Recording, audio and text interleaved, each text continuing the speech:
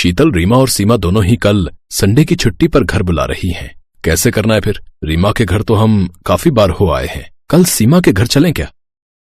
नहीं, सीमा दीदी के घर तो बिल्कुल नहीं। उनके घर जाकर मैं अपना संडे नहीं खराब करना चाहती। पानी वाली दाल बनाकर आगे रख देती हैं, वही सादा सा खाना। बच्चे भी वहाँ खुश नहीं रहते। उनके घर कुछ भी नहीं है, ना बैठने की ढंग की कोई जगह। पुराना सा एक डबल बेड है, सब वहीं बैठते हैं, तो मैं बोर हो जाती हूँ। अभी देखना, बच्चों को कहूंगी ना तो सीमा दीदी के घर जाने के लिए बिल्कुल मना कर देंगे। दीपू, सोनल, कल संडे कौन सी बुआ के घर चलें? रीमा बुआ के घर या फिर सीमा बुआ के घर? मम्मी, हमें रीमा बुआ के घर जाना है। वहाँ पर बहुत मजा आता है। उनके घर पर खेलने के लिए ना बहुत सारे खिलौने हैं, स्विमिंग पूल भी है और खाने पीने की बहुत सारी चीजें भी मिलती हैं। हम सीमा बुआ के घर नहीं जाएंगे, वहाँ पर कुछ भी नहीं होता। सीमा बुआ के घर नहीं मम्मी, रीमा बुआ के घर चलो ना। मम्मी, रीमा बुआ के घर चलो ना, वहाँ तो हमें दाल मखनी भी खाने को मिलेगी। हाँ हाँ, हम तुम्हारी फेवरेट बुआ के घर ही चलेंगे। तो ठीक है, मैं सीमा को बहाना कर देता हूँ कि अगले हफ्ते आ जाएंगे। विजय की पत्नी शीतल रीमा के ठाट बाट से बहुत प्रभावित थी। उसे रीमा के घर जाना बहुत पसंद था। वहाँ के आलीशान सोफे, एयर कंडीशनर की ठंडी हवा, बढ़िया चाय नाश्ता और नौकरों की सेवा। वहाँ खाने में भी शाही पनीर, दाल मखनी, ये सब मिलता था। हाँ सीमा, अरे वो तेरे घर आना तो था, पर बच्चों का मन यहाँ आने का था, इसलिए हम रीमा के घर आ गए। कौन, सीमा है क्या फोन पर? उसको बोलो वो भी आ जाए, हम सब मिलकर साथ में खाना खाएंगे। हेलो सीमा, रीमा बोल रही है कि तू भी आ जा, हम लोग भी यहाँ आए हुए हैं। नहीं भैया, अभी तो मैं नहीं आ सकती, बच्चे ट्यूशन गए हुए हैं, उनके एग्जाम आने वाले हैं ना, तो संडे भी उनकी ट्यूशन हो रही है। मेरा तो मुश्किल है आना। चलो कोई बात नहीं, नेक्स्ट संडे आ जाना। ठीक है, चल बाय। क्या हुआ, नहीं आ रही? हाँ, वो मना कर रही है। वाह रीमा दीदी, आपके घर का खाना तो बिल्कुल 5 स्टार होटल जैसा बनता है। अरे भाभी, यहाँ सब कुछ क्वालिटी का होता है, इसलिए स्वाद भी खास होता है। बच्चों खाओ ना। बुआ जी, आइसक्रीम खानी है। बुआ जी, मुझे भी चॉकलेट आइसक्रीम खानी है। हाँ हाँ जरूर। जतिन बेटा, वो आपके पापा जो चॉकलेट आइसक्रीम लाए थे वो अपने भाई बहन को खिलाओ। खाने के बाद रीमा ने विजय और शीतल को महंगे ड्राई फ्रूट्स और चॉकलेट का एक डिब्बा दिया। अरे रीमा दीदी, इन सब की क्या जरूरत थी? कोई बात नहीं भाभी, ले जाओ, बच्चे खा लेंगे। रीमा, तुम भी चक्कर लगा लेना, हम तो कितनी बार आ गए। ठीक है भैया, आ जाऊंगी। पूरे रास्ते शीतल रीमा की तारीफ करती रही, पर विजय बार बार सीमा के बारे में सोच रहा था। शीतल, अगले संडे सीमा के घर भी हो आएंगे। बेचारी बार बार बुलाती है, हम इस बार भी नहीं गए। ठीक है, चले जाएंगे। शीतल ने बेमन से हाँ की। अगले रविवार विजय और शीतल बच्चों को लेकर सीमा के घर गए। भाभी को देखकर सीमा की खुशी का ठिकाना नहीं था। सीमा ने खाना लगाया, शीतल के चेहरे पर कोई खुशी नहीं थी। शीतल भाभी खाओ ना, मुझे लगा आप लोग आओगे नहीं तो मैं कोई इंतजाम ही नहीं कर पाई। दिख रहा है ये पानी वाली दाल सब सच कह रही है, तुमने हमारे लिए कोई इंतजाम नहीं किए, बार बार बुलाती रहती हो। कम से कम ढंग का खाना तो रखना चाहिए था, तुमने तो हमारे आगे ये पानी वाली दाल बनाकर रख दी। भला मेहमानों को कोई ऐसा खाना खिलाता है? शीतल, क्या बोले जा रही हो? तुम जानती हो ना सीमा के घर की हालत कैसी है। इस बेचारी ने हमारे लिए खाना बना दिया, यही बहुत बड़ी बात है। और दाल बहुत स्वाद है, क्या कमी है दाल में? बहुत बड़ी कमी है विजय। रीमा दीदी को देखो, हम उनके घर जाते हैं, कितना बढ़िया खाना खिलाती हैं। बच्चे भी उनके घर बहुत खुश होते हैं, तभी मैं यहाँ नहीं आती। मम्मी, यहाँ तो वाईफाई भी नहीं है। रीमा बुआ के घर कितना मजा आता है, मुझे घर जाना है मम्मी। हाँ हाँ चलते हैं बेटा। भाभी थोड़ा तो खा जाओ, आपने तो कुछ भी नहीं खाया। नहीं सीमा, हमसे दाल रोटी नहीं खाई जाएगी, मैं घर पर ही कुछ बना लूंगी। शीतल बच्चों का हाथ पकड़कर दरवाजे से बाहर चली गई। सीमा, शीतल की तरफ से मैं तुमसे माफी मांगता हूँ। सुन बहन, थोड़े पैसे रख ले, मैं देख रहा हूँ तेरे घर की हालत ठीक नहीं है। नहीं नहीं भैया, मैं ये पैसे नहीं रख सकती। आप पहले भी भाभी से छुपकर मेरी इतनी मदद करते हो, अब और नहीं। आज मेरा दिल बहुत दुखा है, माफी तो मुझे मांगनी चाहिए। मैं अपने घर आए भैया भाभी की खातिरदारी नहीं कर सकी। सॉरी भैया, इनकी बीमारी की वजह से घर पे बहुत दिक्कतें आ गई। अब दोबारा इन्होंने काम पर जाना शुरू किया है। कुछ दिनों में इन्हें महीने की सैलरी मिल जाएगी तो सब ठीक हो जाएगा। और मैंने भी 1-2 जगह नौकरी की बात की है, मैं भी अब नौकरी करूंगी। तभी शीतल बाहर से आवाज लगाने लगती है। अरे आ भी जाओ, बच्चों को भूख लगी है, रास्ते में रेस्टोरेंट से कुछ खिला देना। पानी वाली दाल खाकर पेट नहीं भरा हमारा, बाहर आओ। उस दिन शीतल सीमा का अपमान करके बिना खाना खाए चली गई। अगले कुछ दिनों तक विजय और सीमा की बात नहीं हो पाई। सीमा की नौकरी लग गई थी, उसने नौकरी पर जाना शुरू कर दिया था।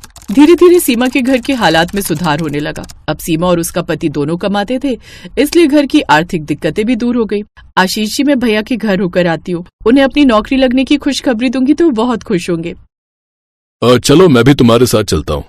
सीमा अपने पति आशीष के साथ अपने भाई विजय के घर जाने के लिए निकलती है। तुम टेंशन क्यों लेते हो? तुमने मजबूरी में ही तो कर्जा लिया था। अब बिजनेस नहीं चला तो इसमें तुम्हारी क्या गलती है? व्यापार में उतार चढ़ाव तो होते ही रहते हैं, ये बात हर कोई जानता है। मैं अभी रीमा दीदी को फोन करती हूँ। 2 लाख रुपए उनके लिए कोई मुश्किल नहीं है। जब तुम कमा लोगे तो हम लौटा देंगे। पता नहीं, मन नहीं मान रहा शीतल। रहने दो, मैं कहीं और से इंतजाम कर लूंगा। अरे, कर्जे वाला तुम्हारा दिमाग खराब कर देगा। तुम बोल रहे हो उसने तुम्हें वकील की तरफ से लीगल नोटिस भेज दिया है। पहले उसके पैसे तो निपटा दो। मुझे फोन तो करने दो रीमा दीदी को, मुझे पता है वो मना नहीं करेंगी। इधर सीमा रास्ते में थी, उधर शीतल रीमा को फोन मिलाती है, पर पैसे देने की बात सुनकर रीमा बहाने बनाने लगती है। उस दिन शीतल को रीमा के दिखावे की सच्चाई पता चलती है। अरे भाभी, आप मुझे पहले बताते। विकास जी घर पर नहीं है, अपने काम से बाहर गए, और वो बोल रहे थे कि आजकल बिजनेस ठीक नहीं चल रहा तो पैसों की तंगी है। अगर मैंने उनसे अचानक से इतने पैसे मांगे और उन्होंने मना कर दिया तो मुझे अच्छा नहीं लगेगा। वो पहले ही परेशान है। मैं आपकी कोई मदद नहीं कर पाऊंगी भाभी। वैसे कोई टेंशन नहीं है, आप मेरे घर आओ, खाओ पियो, बच्चों को मेरे घर भेज दो। 1000-2000 की बात है तो वो मेरे पास रखे है, वो दे देती हूँ मैं, पर 2 लाख तो मुश्किल है। रीमा ने शीतल का फोन काट दिया। शीतल को अंदाजा भी नहीं था कि रीमा उसके साथ ऐसा बर्ताव करेगी। विजय समझ गया कि रीमा ने पैसों की मदद देने के लिए मना कर दिया है। आज पैसों के आगे उसका सगा भाई कुछ नहीं था। तभी सीमा और आशीष आ जाते हैं। सीमा ने शीतल और विजय की बातें सुन ली। विजय भैया, आप परेशान मत हो, मैं और आशीष जी मिलकर पैसों का इंतजाम कर देंगे। आपको कल तक देने हैं ना? आज रात तक इंतजाम हो जाएगा। साले साहब, टेंशन मत लो, आपके दीदी जीजू आपके साथ हैं, सब इंतजाम हो जाएगा। Thank you Seema, thank you जीजू। उसी रात सीमा और आशीष ने जैसे तैसे करके 2 लाख रुपए का इंतजाम कर लिया। शीतल को सच्चे रिश्तों की पहचान उस दिन के बाद ही हुई। उसे समझ आ गया कि सच्चे रिश्ते वही होते हैं जो मुसीबत में काम आते हैं। शीतल सीमा से अपने बुरे व्यवहार के लिए माफी मांगती है। विजय की आंखों में भी आंसू आ जाते हैं। आज उसकी वही बहन उसके साथ खड़ी थी जो दिल से अमीर थी।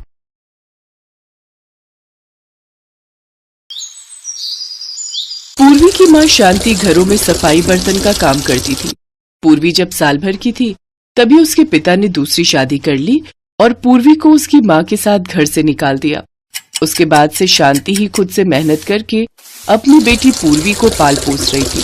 थोड़े बहुत पैसे जोड़कर शांति ने पास के एक स्कूल में पूर्वी का दाखिला करवा दिया। भाभी जी, कोई पुराना स्कूल का बस्ता और रोटी का डिब्बा रखा हो तो आप मुझे दे देना। वो मैंने पूर्वी का दाखिला स्कूल में करवा दिया है, कल से वो स्कूल जाएगी। हाँ, दीक्षा का एक बैग रखा है, वो लेती जाना। रोटी का डिब्बा, वो जो लंच बॉक्स है ना लाल वाला, वो ले ले। ठीक है भाभी जी, बहुत बहुत शुक्रिया। शांति जहाँ काम करती थी वहां से उसने बस्ता और रोटी का टिफिन ले लिया। वो स्कूल का बस्ता और रोटी का डिब्बा लेकर घर पहुंची तो पूर्वी की खुशी का ठिकाना नहीं था। माँ, ये मेरा स्कूल बैग है, अब मैं भी स्कूल पढ़ने जाऊंगी, बहुत मजा आएगा। पता है माँ, शीतल बता रही थी जब इंटरवल होता है ना तो सब बच्चे खाना खाते हैं, फिर एक साथ खेलते हैं, खूब मजा आता है। सब बच्चे रोजाना अच्छा अच्छा खाना लाते हैं, आप मुझे भी अच्छा अच्छा खाना देना। पूर्वी के चेहरे पर खुशी देखकर शांति बहुत खुश थी, पर वो जानती थी कि वो अच्छा अच्छा खाना अपनी बेटी को नहीं दे सकती। वो तो जो रूखा सूखा बनाती है वही उसके टिफिन बॉक्स में दे सकती है। अगले दिन शांति पूर्वी के लंच बॉक्स में रोटी और थोड़ी सी सब्जी रख देती है। पूर्वी स्कूल पहुंचती है। लंच टाइम में सब बच्चे अच्छा अच्छा खाना खा रहे थे। पूर्वी, चल लंच करते हैं, इंटरवल हो गया है। हाँ ठीक है, चल। शीतल, आज तू क्या लाई है लंच में? आज मैं सैंडविच लाई हूँ, और तू क्या लाई है? मेरा तो आज पुलाव खाने का मन था तो मम्मी ने आज पुलाव बना कर दिया है। और पूर्वी, तू क्या लाई है? अरे, तू तो रोटी सब्जी लाई है, वो भी थोड़ी थोड़ी है, ये कोई लंच थोड़ी होता है। इतना बोरिंग। पूर्वी, ये तो तू अकेले बैठकर खा। सभी बच्चे मिलकर खाना खा रहे थे, पर पूर्वी बिल्कुल अकेली थी। वो अपनी थोड़ी सी सब्जी और सूखी रोटी अकेले ही खा रही थी। कुछ देर के लिए वो उदास हो गई, पर उसके बाद फिर से सब बच्चों का ध्यान पढ़ाई में लग गया तो वो इस बात को भूल गई। पर अब पूर्वी रोजाना ही थोड़ी सी सब्जी और रोटी लाने लगी। अब कोई भी बच्चा उसके साथ बैठकर लंच नहीं करता था। क्या पूर्वी, तू रोजाना ही रोटी सब्जी ले आती है? तेरे घर पर कुछ और नहीं बनता है क्या? छोड़ ना, देख आज मैं कितना टेस्टी लंच लाई हूँ, इसके चक्कर में सब ठंडा हो जाएगा। पूर्वी इस बात को लेकर उदास रहती थी कि क्लास के बच्चे उसका मजाक उड़ाते हैं।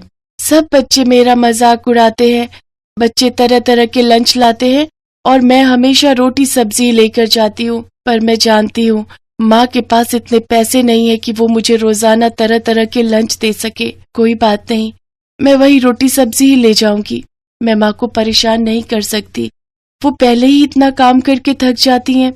बड़ी मुश्किल से माँ पैसे कमाती है। अगर मैंने उन्हें कहा कि मुझे रोटी सब्जी की जगह कुछ और दो तो वो मेरी वजह से परेशान हो जाएंगी।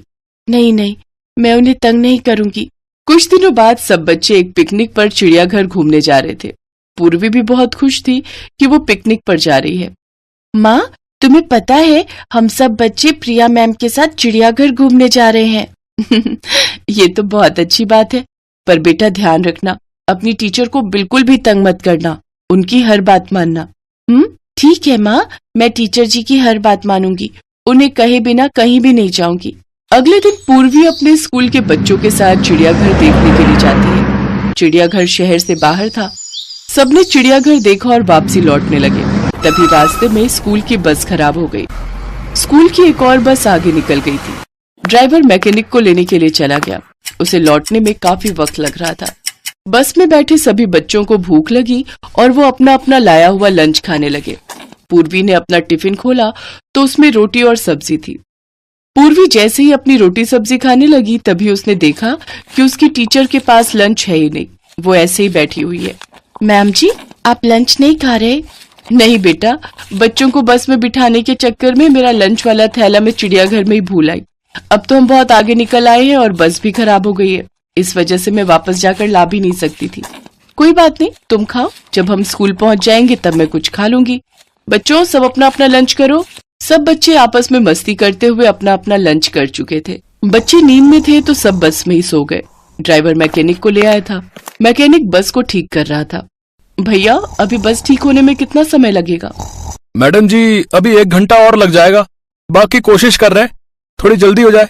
अगर 1 घंटा ठीक होने में लगा तो हमें स्कूल पहुंचते पहुंचते 2 घंटे तो मानकर चलो, शाम के 7 बज ही जाएंगे। प्रिंसिपल मैडम को फोन कर देती हूँ, वो चिंता कर रही होंगी। अब तो मुझे भूख भी लगाई है। यहाँ आसपास तो सुनसान है, कुछ भी खाने को नहीं मिलेगा। अरे पूर्वी बेटा, सब बच्चे सो गए, तुम्हें नींद नहीं आई? थोड़ी देर सो जाओ। अरे तुमने लंच नहीं किया? मैडम जी, आपने भी तो कुछ नहीं खाया, इसीलिए मैंने लंच अभी तक खोला ही नहीं। आप मेरे लंच में से थोड़ा खा लो। कितनी प्यारी बच्ची है, मेरे पीछे इसने कुछ भी नहीं खाया। इसके में से थोड़ा सा खा लेती हूँ ताकि ये भी खा ले। लाओ पूर्वी, मुझे दो, मैं थोड़ा खा लेती हूँ। क्या हुआ, लाओ। मैडम जी, मेरे पास ये रोटी सब्जी ही है, बाकी बच्चों की तरह अच्छा अच्छा खाना नहीं है। माँ कहती है जब हमारे पास बहुत सारे पैसे होंगे तब वो अच्छा अच्छा खाना लाएंगी। पूर्वी बेटा, खाना सभी अच्छा होता है, रोटी सब्जी तो और भी अच्छी होती है। अरे वाह, आलू की सब्जी और साथ में रोटी, मुझे तो भूख से रुका ही नहीं जा रहा। मैं तो पूरी रोटी खाऊंगी। मासूम पूर्वी की भोली बातें सुनकर टीचर भी भावुक हो जाती है। वो पूर्वी के लंच में से एक रोटी और सब्जी खाती है। पूर्वी बहुत खुश थी। कुछ देर बाद बस ठीक हो जाती है। सब लोग स्कूल पहुंचते हैं। अगले दिन पूर्वी स्कूल पहुंचती है तो उसके लंच बॉक्स में वही रोटी सब्जी थी। सब बच्चे फिर उस पर हंसने लगे। तभी पूर्वी की टीचर उसे अपने पास बुलाती है। पूर्वी, तुम्हारी रोटी सब्जी मुझे बहुत अच्छी लगी थी, क्या आज भी मैं तुम्हारा लंच खा सकती हूँ? जी मैम, ये लीजिए। अरे, अगर तुमने मुझे ये टिफिन दे दिया तो फिर तुम क्या खाओगी? कोई बात नहीं मैम जी, मैं घर जाकर खा लूंगी। ऐसे कैसे? एक काम करो, आज तुम मेरा लंच खा लो, ठीक है? मैम पूर्वी को अपना लंच दे रही है। हाँ, वही मैं देख रही हूँ। मैम अपना लंच कभी किसी को नहीं देती, हमसे तो उन्होंने कभी भी लंच शेयर नहीं किया। आपका लंच मैम जी? हाँ, वो आज मैंने घर पर बर्गर बनाए थे, पर मुझे तुम्हारी रोटी सब्जी इतनी पसंद आई थी कि मुझे लगा कि ये बर्गर अगर तुम खा लो और मैं तुम्हारी रोटी सब्जी, तुम्हें बर्गर पसंद है ना? बर्गर? वो तो मैंने कभी खाए ही नहीं ma'am ji. Thank you ma'am ji. Purvi की टीचर प्रिया जानती थी कि पूर्वी एक गरीब बच्ची है। वो जानती थी कि पूर्वी की माँ के पास इतने पैसे नहीं हैं कि वो पूर्वी को तरह तरह के व्यंजन बनाकर और खरीद कर खिला सके। इसीलिए प्रिया बहाने से पूर्वी के लिए बर्गर लाई थी ताकि पूर्वी के चेहरे पर एक नया लंच देखकर खुशी आ सके। और यही हुआ। जब पूर्वी ने टिफिन खोला तो उसमें 2 बहुत ही टेस्टी बर्गर पैक किए हुए थे। पूर्वी को बर्गर खाते हुए जो खुशी मिल रही थी, उस खुशी को देखकर टीचर प्रिया की आंखें भी थोड़ी नम हो गईं। इसके बाद कभी कभी बहाने से टीचर प्रिया पूर्वी के लिए तरह तरह के खाने पीने की चीजें लाती रहती थी। एक छोटी सी प्यारी मासूम बच्ची का दिल कितना बड़ा है, ये बात प्रिया को उस दिन बस में समझ आ गई थी। इसीलिए एक टीचर होने के नाते उसने अपनी तरफ से पूरी कोशिश की कि वो भी पूर्वी के चेहरे पर खुशी ला सके। यही कोशिश कामयाब रही और पूर्वी के चेहरे पर खुशी आ गई।